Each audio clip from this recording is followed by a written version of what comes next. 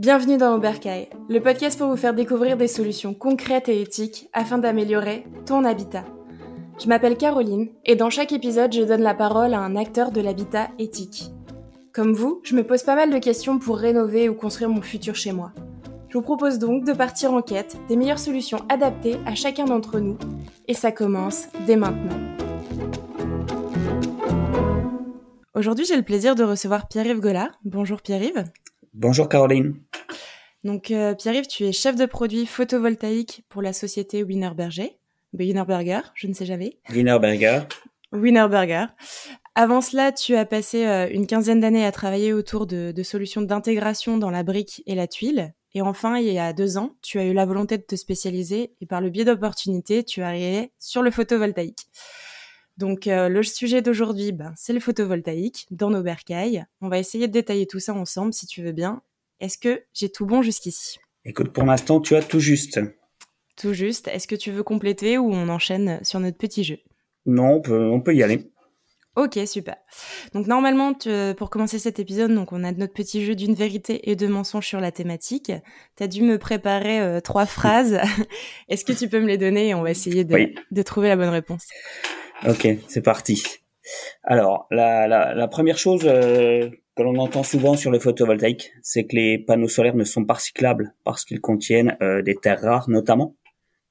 Okay. Ça, c'est la première chose. La deuxième chose, la filière PV photovoltaïque, ne crée pas d'emplois en France. En effet, tous les panneaux, tous les modules sont fabriqués à l'étranger, souvent en Asie, importés en France, etc. Donc, il n'y a pas d'emploi créé par cette filière. Ok.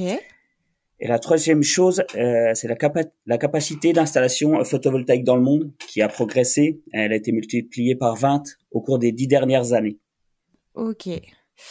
Alors, je crois que je vais encore y aller par élimination, parce que c'est vrai que sinon... ne crée pas d'emploi en France, ça m'étonnerait quand même. Je suppose quand même qu'il y a des filières en France. Alors, exact.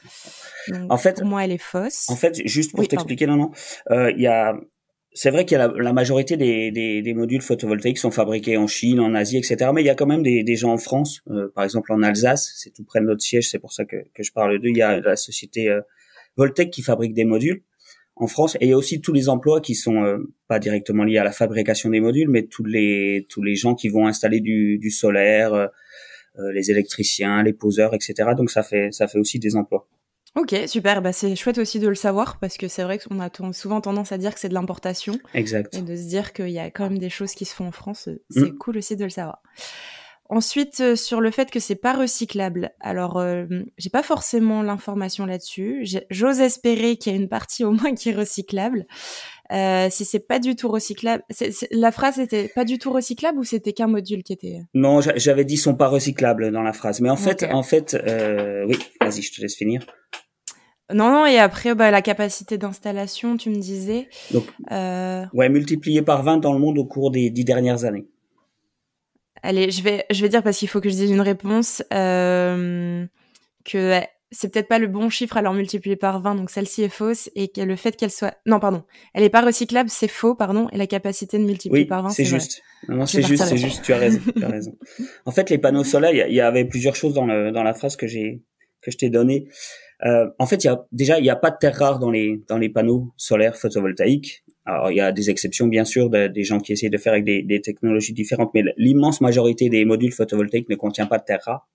Et en plus, c'est quoi des terres rares pour ceux qui ne savent pas? Je sais pas très bien. Oui, donc c'est des matériaux qui sont, comment illustrer ça? On va dire qu'ils sont difficiles à trouver et puis qui sont pas très répandus dans le monde, difficiles à exploiter, etc., qui demandent de l'énergie. Il y en a dans les téléphones portables, par exemple.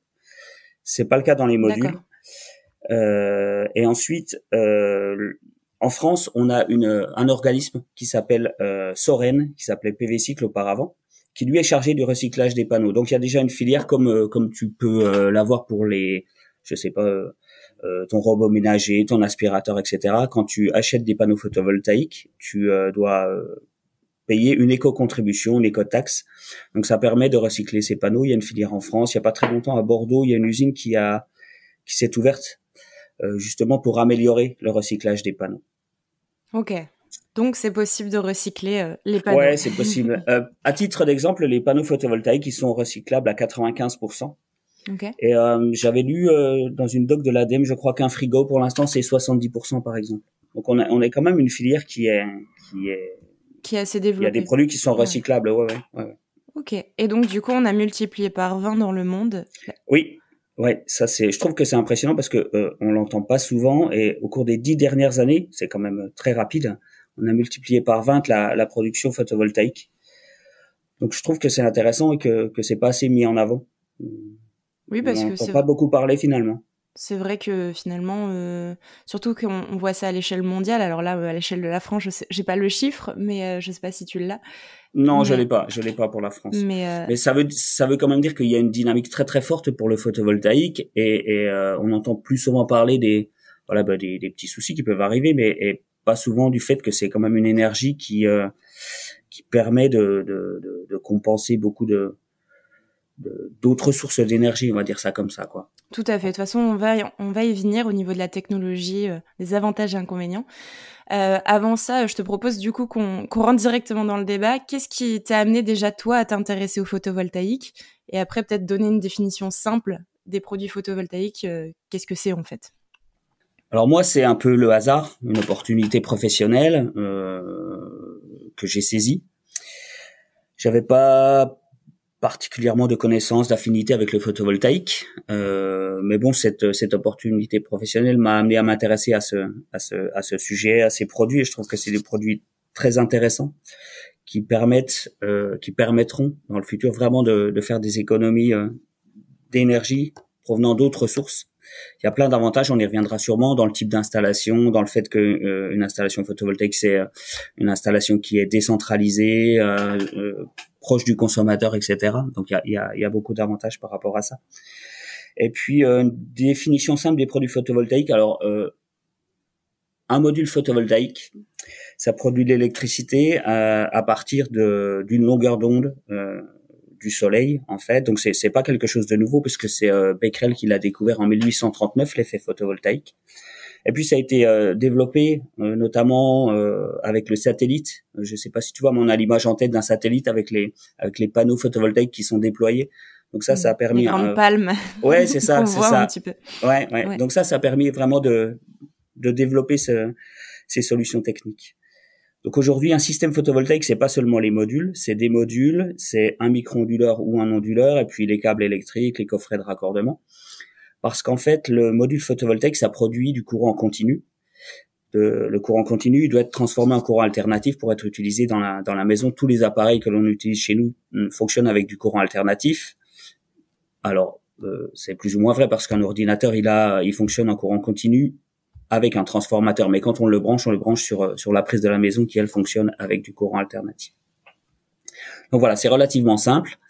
Il y a rien de vraiment compliqué dans le système photovoltaïque. Et comment ça fonctionne justement sur le réseau au niveau de la technologie? Est-ce qu'il y a au niveau du raccordement peut-être Alors, comme je le disais, donc un module photovoltaïque, ça produit du courant continu. On relie les modules à un micro-onduleur ou un onduleur. Le rôle de l'onduleur, il est principalement de transformer le courant continu en courant alternatif. Une fois qu'on a du courant alternatif, il faut l'emmener sur le réseau de la maison. Donc en fait, il y a des coffrets de protection, il y a des passerelles de communication pour voir ce qu'on produit avec la passerelle photovoltaïque. Et donc il suffit simplement de relier le coffret avec les protections au tableau de la maison, et ça fonctionne tout seul. L'image qu'on peut avoir, c'est que les appareils de la maison vont consommer l'électricité produite la plus près de la source de consommation. Donc automatiquement, on va dire l'énergie produite par les panneaux est consommée en priorité par les éléments de la maison. D'accord. Et justement, si on essaie de rentrer un petit peu dans le détail, quand on fait installer, par exemple, une famille décide d'installer des panneaux photovoltaïques sur sa toiture, comment ça fonctionne? Est-ce qu'elle doit faire appel à un professionnel pour cette installation, déjà? Quels corps de métier sont concernés pour ce genre d'installation, pour faire ces regroupements? Et est-ce qu'il doit y avoir une sorte de connexion avec le réseau dit classique quand on fait ça? Ou est-ce qu'on peut s'autosuffire avec des panneaux photovoltaïques? Alors, il y a beaucoup de questions. Beaucoup de questions. Oui, beaucoup de questions, exactement. Alors, est-ce qu'on peut être autosuffisant? J'ai envie de répondre oui. Par contre, ça veut dire qu'on accepte certaines contraintes. Être autosuffisant, c'est possible si on veut pas, je pense, si on veut pas garder exactement la même vie qu'on a quand on est relié au réseau. Parce que le photovoltaïque, ça produit la journée. Donc, il faut s'équiper de batteries. Et puis, les batteries, elles ont forcément une puissance limitée. On peut pas l'utiliser, je sais pas, toute la nuit à pleine puissance, par exemple, sinon ça fait des quantités de batteries énormes. Et c'est pas raisonnable. Mais après tout, pourquoi pas? Je veux dire, si on est vraiment sobre en consommation d'énergie, c'est possible. Néanmoins, l'immense majorité des maisons vont conserver la connexion au réseau d'électricité traditionnelle pour avoir un secours lorsqu'on n'a pas assez de production photovoltaïque ou la nuit, typiquement, quand on a besoin de s'éclairer, etc. Faut pas oublier que le photovoltaïque, c'est une production qui est alternative, on va dire, c'est-à-dire qu'on peut produire la journée, on peut stocker, mais on produit pas la nuit, donc on a besoin quelque chose qui nous aide à ce moment-là pour pouvoir faire fonctionner les appareils photovoltaïques. En ce qui concerne l'installation, moi oui, je conseille de demander à des professionnels. C'est quand même plus sécurisant, on va dire. Rien n'empêche de faire son installation soi-même jusqu'à 3 kW crête de puissance. On peut faire son installation soi-même, il y a pas d'impossibilité, on va dire ça comme ça. Par contre, moi je pense que c'est très intéressant de faire appel à des professionnels. Par exemple, pour ce qui est de la partie installation en toiture, il faut pas oublier que la toiture c'est ce qui fait l'étanchéité de la maison. Donc il y a quand même des choses à savoir, même s'il y a des produits aujourd'hui qui sont entre guillemets simples et qui ont fait leurs preuves en termes d'étanchéité. Je pense que c'est quand même très très important de confier cette partie-là à un couvreur qui lui va pouvoir non seulement conseiller sur les produits mais aussi s'assurer que tout est fait dans les règles de l'art en respectant les normes, les DTU, etc. Je pense qu'on peut pas s'improviser couvreur, on va dire ça comme ça. Et puis tout ce qui est partie électrique, alors là il y a ce que dit la législation et ce que moi je pense. Donc moi je pense que quel que soit le type d'installation, c'est bien de faire appel à un électricien. On sera toujours plus en sécurité. Là aussi il y a des normes à respecter, il y a des dimensionnements à respecter. Il faut pas faire n'importe quoi. Même si nous par exemple dans les kits que l'on fournit, on fournit aussi des coffrets avec tous les éléments de sécurité à l'intérieur. Je pense que faire appel à un électricien c'est indispensable. Oui. Il y a vraiment... Au moins pour avoir l'information autour, savoir comment ça fonctionne et les branchements. Exactement. Et puis je pense aussi par rapport aux assurances, quand on fait une installation photovoltaïque sur sa maison, il faut absolument avertir son assurance pour s'assurer que dans les choses qui sont prises en compte dans le contrat, il y a bien le photovoltaïque. Et à ce moment-là, j'imagine que la plupart des assurances demandent que les installations soient faites par des installateurs agréés avec les qualifications adéquates. Pour trouver ces installateurs agréés, est-ce qu'il y a des plateformes spécifiques ou est-ce qu'on peut trouver assez facilement? Alors on peut trouver facilement. La plupart des installateurs qui ont les qualifications l'affichent facilement. On voit souvent sur les camionnettes des artisans CaliPV ELEC ou des choses comme ça. Donc il y a un label CaliPV ELEC.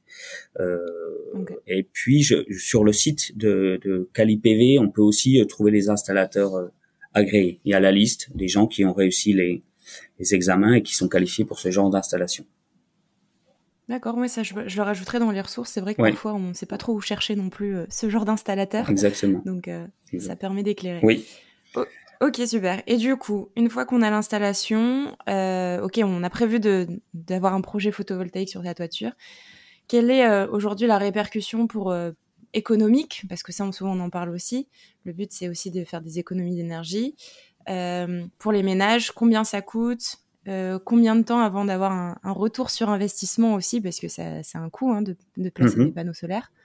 Alors, de mon comment ça fonctionne? De mon point de vue, ce qui est important, c'est de bien dimensionner la centrale photovoltaïque. Parce que souvent, on a tendance à penser que plus on va mettre une installation puissante, plus on va faire d'économies.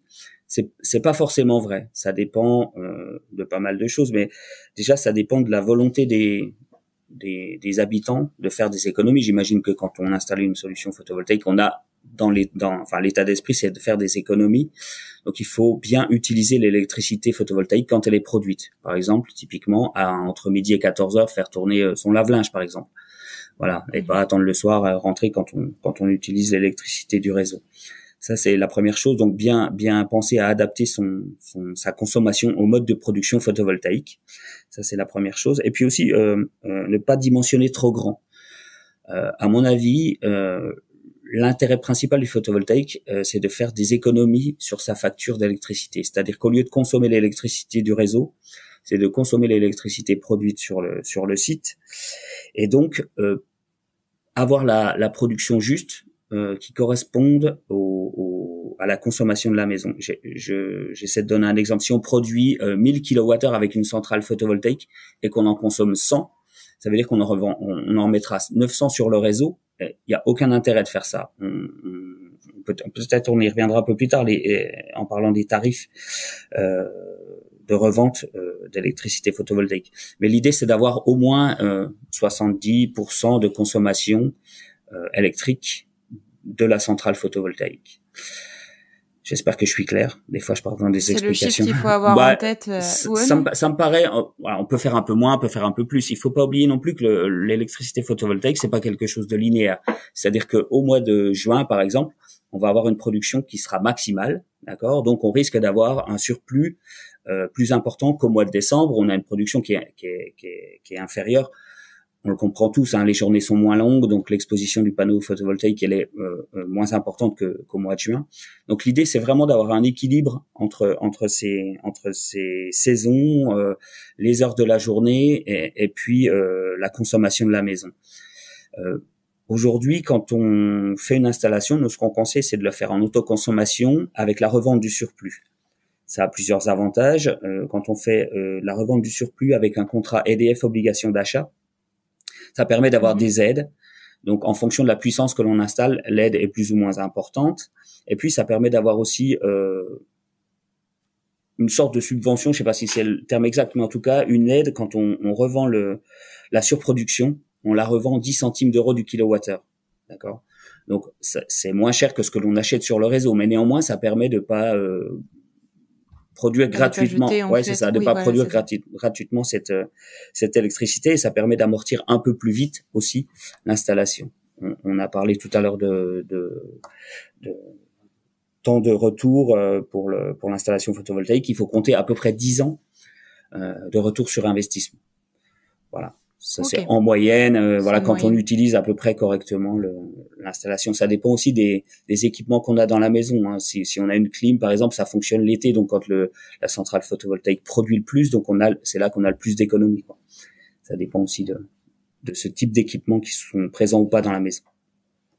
Tout à fait, oui. Et puis la consommation en général aussi du foyer, combien on est dans le foyer, etc. Ça doit varier. Exactement.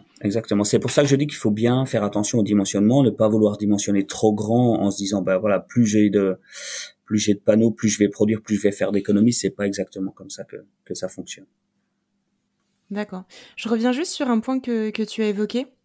En disant au niveau de la revente, alors c'était aussi un sujet que je voulais aborder, quand les solutions qui existent pour optimiser le surplus d'électricité produite et non consommée pendant la journée, donc ça peut arriver. Donc il y a cette fameuse aide que tu disais de revente de 10 centimes, c'est ça, le kilowattheure? Alors en fait, il y a plusieurs solutions possibles. Quand on fait un contrat avec EDF obligation d'achat, d'accord, il y a la commission de régulation de l'énergie qui tous les trimestres donne les tarifs auxquels sera rachetée l'électricité. Donc aujourd'hui, si on fait un contrat avec EDF obligation d'achat, le contrat il est valable 20 ans et le tarif d'aujourd'hui c'est 10 centimes. C'est-à-dire que toute la production qui n'est pas consommée par la maison, elle peut être revendue au travers de ce contrat à EDF et le tarif de rachat c'est 10 centimes garantis pendant 20 ans. D'accord ? Ça donne aussi droit à des primes qui, comme je te le disais, dépendent de la puissance installée. Mais il y a aussi d'autres solutions, c'est-à-dire que pour valoriser le surplus, on peut utiliser par exemple des batteries virtuelles. Des batteries virtuelles, on produit de l'électricité, on consomme la partie que l'on peut consommer, puis le reste on l'envoie sur le réseau avec un prestataire. Ce prestataire compte le nombre de kilowattheures que l'on n'a pas consommé et donc qu'on a envoyé sur le réseau, d'accord. Et puis quand on a besoin, le soir, la nuit, etc., on utilise l'électricité qu'on a produite et qui a été comptée par ce prestataire et il compte dans l'autre sens. Donc ça permet d'avoir un stockage qui n'est pas un stockage physique dans la maison avec une batterie, mais qui est un stockage sur le réseau. Voilà, ça permet de diminuer le coût d'investissement de l'installation tout en ayant une solution de stockage. Voilà. Et quand on parle de prestataire, est-ce que ça correspond au réseau dit classique ou est-ce que ça peut être différent, ça peut être indépendant ou public, je sais pas. Alors il y a différents prestataires qui font ce type d'installation. J'ai en tête My Light System par exemple. Voilà, donc il faut prendre contact avec eux, il faut faire un contrat d'alimentation électrique avec eux, un contrat comme on le fait avec EDF mais avec un autre prestataire, et puis voilà, voir avec eux les conditions. Je les connais pas honnêtement. Moi je sais que techniquement ça fonctionne, que c'est possible de faire ça, et donc ça parce qu'aujourd'hui les batteries c'est des solutions qui techniquement fonctionnent, mais ça reste à mon avis encore un peu cher. Voilà, il faudra attendre un petit peu. Là, c'est eux qui fournissent les batteries, en fait. Alors, je sais pas si ils fournissent pas vraiment de batterie, c'est-à-dire qu'ils utilisent. Extérieur. Oui, c'est ça. C'est pas une batterie physique, c'est c'est juste le fait qu'on compte ce qu'on envoie sur le réseau. Quand on en a besoin, on le récupère dans l'autre sens, et donc on a finalement stocké quelque part sur le réseau cette électricité en surplus. Après, est-ce qu'on peut appeler ça une sorte de leasing de batterie c'est un peu ça, Ouais. On n'a pas besoin d'avoir chez soi. Ce qui est vraiment intéressant, c'est de pas avoir chez soi physiquement une batterie. Donc on s'affranchit des problèmes qui peuvent forcément arriver quand on a quelque chose de physique chez soi, quoi. Tous les problèmes techniques, etc. Le temps, quoi. Je veux dire, il y a pas de souci. Une batterie, ça a une durée de vie. Une batterie virtuelle, ça n'a pas de durée de vie. C'est quand même intéressant. Après, bien sûr, il y a les batteries physiques pour stocker chez soi l'énergie que l'on n'utilise pas. Ça se développe pas mal. Il y a plein de choses qui sont en cours de développement, on va dire. De mon point de vue, c'est encore un peu tôt pour le faire. Mais rien n'empêche d'installer aujourd'hui une centrale photovoltaïque et puis dans, je sais pas, 1 an, 2 ans, 3 ans, installer une batterie. Il y a pas de souci particulier à faire ça. Faut juste le prévoir. Il y a 3 grandes options. Oui, il faut juste le prévoir à l'installation pour avoir le bon onduleur et pouvoir le faire, quoi. Donc il faut le savoir un petit peu dès le départ, quelle solution entre guillemets c'est plus intéressant pour le foyer d'utiliser. Donc soit de faire de la revente, soit d'utiliser ces fameuses batteries virtuelles, ou soit d'avoir une batterie chez soi. C'est un peu les 3 grandes options pour le surplus d'électricité. Ok. C'est très clair. C'est quoi la durabilité des panneaux photovoltaïques ? Ah oui, ça c'est une très bonne question. Alors aujourd'hui, la garantie des panneaux photovoltaïques, elle dépend vraiment des constructeurs. Mais on atteint aujourd'hui des garanties jusqu'à 30 ans. D'accord. Donc on garantit le module jusqu'à 30 ans. Souvent il y a un pourcentage. Par exemple, les solutions qu'on commercialise, on garantit 85% de la puissance initiale à 30 ans. Voilà. Donc, au bout de 30 ans, on produira au moins 85% de la production que l'on a le jour de l'installation. Il y a beaucoup de panneaux qui sont dans cet ordre-là, 25 ans, etc. Et ça, c'est la garantie. Aujourd'hui, il y a aussi des panneaux qui tournent depuis une quarantaine d'années et qui ont toujours des rendements électriques intéressants. Donc voilà. La garantie, je pense que c'est jusqu'à 30 ans aujourd'hui, et puis je pense que ça va aussi augmenter avec les technologies, le recul sur les installations existantes, et voilà. Qu'est-ce qui fait en fait que ça détériore un panneau photovoltaïque ? Est-ce que c'est au niveau des matériaux internes ou est-ce que je pense qu'il y a, alors je suis pas un spécialiste des modules, mais je pense qu'il y a le fait que les liaisons entre les cellules photovoltaïques se détériorent. Enfin, se détériore. L'efficacité diminue. Faut pas oublier qu'on reste à 85% de la puissance initiale, donc c'est quand même très très intéressant, quoi. Voilà, là, honnêtement, techniquement, je saurais pas expliquer. Oui, bon, j'ai tenté. Ouais. Ok. Et justement, on en parlait un petit peu tout à l'heure. Effectivement, en fonction de la saisonnalité, ça joue sur la production du photovoltaïque. Mais est-ce que au niveau aussi de la géographie des régions, alors là, je vais parler en France parce que la majorité des auditeurs sont en France, mais ça peut être en Europe, etc. Mais on va rester en France. Est-ce que en fonction des régions, il y a plus d'intérêt à poser des panneaux photovoltaïques, ou est-ce que moi aujourd'hui je suis dans le nord de la France, clairement, je sais pas si tu le vois derrière moi, il fait gris. Est-ce que j'ai un intérêt aujourd'hui de le poser sur mon toit, ou est-ce que vaut mieux que j'aille vivre dans le sud de la France pour faire ce genre d'installation, quoi? Alors, si on parle photovoltaïque, tu peux rester vivre dans le nord, il n'y a pas de souci, il n'y a pas de problème. En fait, il y a plusieurs critères qui influencent le rendement d'un panneau photovoltaïque. Comme tu l'as dit, il y a effectivement la situation géographique. Si on est situé au nord de la France, au sud de la France, ça a une influence, mais c'est pas le seul critère. Il y a aussi l'orientation de la toiture, c'est-à-dire que l'optimum, c'est d'avoir un toit avec une pente de 30 degrés qui soit orienté plein sud.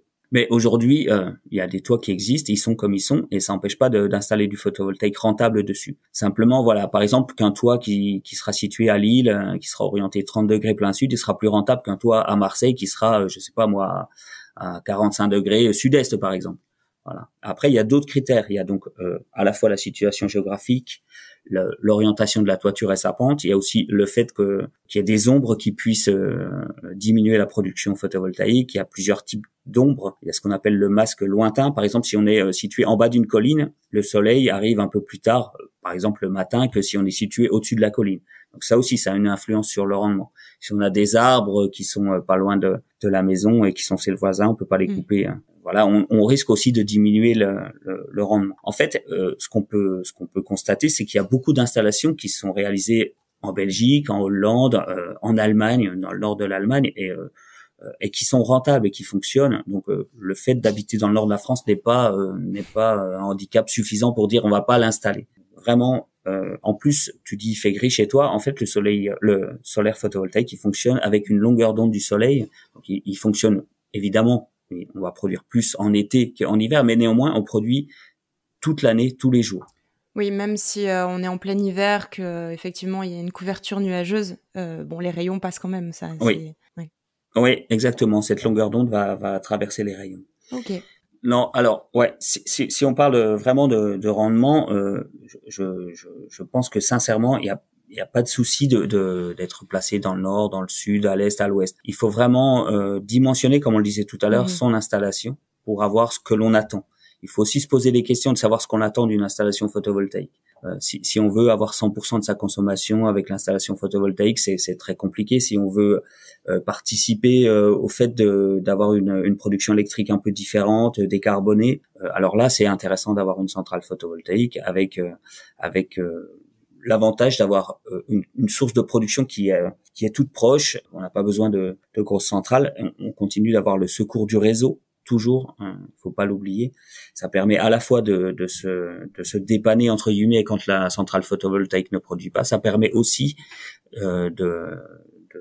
d'envoyer les excédents sur le réseau. Donc voilà, il a deux fonctions le réseau électrique. On a parlé donc saisonnalité, point géographique, mais est-ce que ça joue aussi donc entre la ville et la campagne? Est-ce qu'il y a une différence? Parce que parfois, effectivement, les maisons en campagne, donc il y a plus d'espace autour, peut-être un peu plus d'arbres aussi, mais plus d'espace. Au niveau en ville, oui. Les maisons parfois sont les unes sur les autres, ou les appartements. Le principal problème, c'est ça, effectivement. C'est vraiment la gestion de l'ombre. À la campagne, souvent, bon voilà, on a un peu d'espace autour des maisons, donc on n'est pas gêné par un bâtiment voisin ou des choses comme ça. Donc effectivement, a priori, à la campagne, il y a moins d'obstacles. Néanmoins, tout ça, ça se calcule, ça se simule. Il faut regarder dans le détail de chaque installation. Répondre comme ça, oui ou non, c'est un peu compliqué. Effectivement. Ah, c'est possible. Ouais, c'est possible pour les deux. Et je répète, il y a des outils de simulation qui vont permettre de dire, bah voilà, à tel endroit, telle puissance installée en toiture permet de produire tant de kilowattheures. Donc on sait où on va. Il y a des logiciels qui le permettent, et il y a notamment un logiciel qui s'appelle PVGIS qui regroupe les durées d'ensoleillement sur le territoire français et même européen. Donc ça permet d'avoir des simulations et de savoir la production moyenne que l'on aura. Ces logiciels PVGIS, est-ce que c'est accessible à tout le monde ou est-ce qu'il faut passer par un professionnel? Oui. Non, c'est accessible gratuitement. Je le mettrai en ressources. Ouais. Une autre question, comment on entretient ces panneaux photovoltaïques pour qu'ils durent le plus longtemps? Et est-ce qu'il y a des, je sais pas, faire passer des professionnels ou est-ce qu'on peut le faire soi-même? Alors, on peut faire passer des professionnels pour vérifier l'ensemble du système. Néanmoins, je pense pas que ce soit indispensable. Le plus important, c'est de s'assurer qu'on a une production qui est normale, on va dire, au cours de l'année. On a quelquefois des pluies de sable, par exemple, voilà, qui viennent, et donc ça va salir les panneaux et ça va entraîner une moins grande production. Dans ce cas-là, il faut juste nettoyer à l'eau les panneaux photovoltaïques. Aujourd'hui, je m'avance peut-être, mais l'immense majorité des solutions, elles sont monitorées, et c'est-à-dire que depuis son portable, on peut voir ce qui se passe sur son installation photovoltaïque quasiment en temps réel. Donc on peut aussi vérifier ça régulièrement et se dire, ah ben tiens, c'est bizarre, aujourd'hui j'ai une production qui est diminuée de moitié, qu'est-ce qui se passe? Et donc aller voir ces panneaux, s'il y a des feuilles dessus, s'il y a, je sais pas, du sable qui est tombé, et puis éventuellement les nettoyer. Ça c'est aussi quelque chose qui est très intéressant avec la plupart des onduleurs, des micro-onduleurs. On peut avoir un visuel de la production en temps réel. Donc ça permet vraiment de se dire, ah oui, tiens, qu'est-ce qui se passe? Il faut que j'aille vérifier, j'ai un câble qui est pas branché, j'ai un disjoncteur qui est à remonter, ou des choses comme ça. Et donc ça permet vraiment de visualiser et de suivre sa production. Il faut passer beaucoup de temps en général à suivre ce genre de système, ou est-ce que, bon, voilà, une fois que c'est mis en place, entre guillemets, ça roule, quoi? Ou est-ce qu'il faut avoir un réel suivi derrière? Non, je pense pas qu'il y ait réellement besoin de suivre. Il faut, voilà, quand on s'intéresse au photovoltaïque, c'est bien aussi d'avoir, de se rendre compte de ce qu'on fait. Voilà, c'est quand même un investissement. Donc, je pense que c'est bien de regarder, je sais pas, faire un bilan une fois par mois, une fois par an, et voilà, c'est toujours intéressant. Et c'est super simple avec ces logiciels, quoi. En 2 minutes, on peut voir ce qu'on a produit, ce qu'on a consommé, ce qu'on a envoyé sur le réseau. Donc, vraiment, c'est très très simple, et ça donne des bonnes indications. Oui, c'est monitoré avec des applications sur le téléphone. Exactement. Ou sur l'ordinateur. Ouais, c'est ça. Okay. Ça.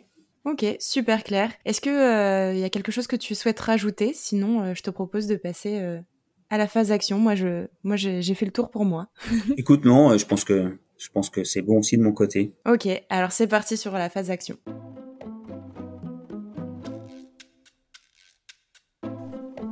Et concrètement, comment ça se passe pour son bercail?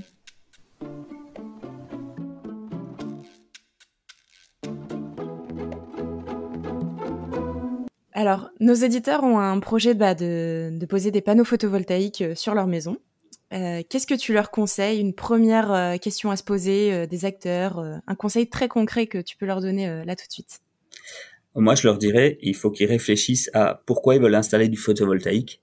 Qu'est-ce qu'ils sont prêts à changer dans leurs habitudes pour que le photovoltaïque soit intéressant pour eux. Et puis, surtout, prendre le maximum de conseils. Il y a plein de sites qui sont intéressants sur Internet. Photovoltaïqueinfo.fr, je crois. Attends, je vais vérifier tout de suite. Je crois que c'est .fr. Donc là, il y a plein d'informations. C'est vraiment bien fait. C'est une association qui s'appelle Epsul qui fait ça. Et donc vraiment, il y a plein d'informations. Et c'est .info en fait. Voilà, photovoltaïque.info. Okay, et donc là, ouais, il y a vraiment, je t'enverrai le lien. C'est vraiment, c'est bien fait. Il y a déjà, ça permet vraiment de dégrossir plein de choses, d'éliminer plein d'a priori et de choses comme ça. Donc voilà, ce genre de site, c'est très bien. Le site de l'ADEME aussi. Vraiment, il faut se renseigner. Il y a aussi encore plein de choses qui sont, enfin, plein d'intervenants qui sont pas toujours bien clairs par rapport au photovoltaïque. Donc prenez le maximum de renseignements avant de se lancer. Et puis même autour de vous, regardez, il y a des gens qui en ont installé, il faut pas hésiter à aller les voir, leur en parler, comment ils ont fait, qui leur a fait le montage, ce qu'ils en pensent. Je pense que les gens qui installent du photovoltaïque sont prêts aussi à partager leur expérience, échanger, et ça, je pense que c'est la meilleure des choses.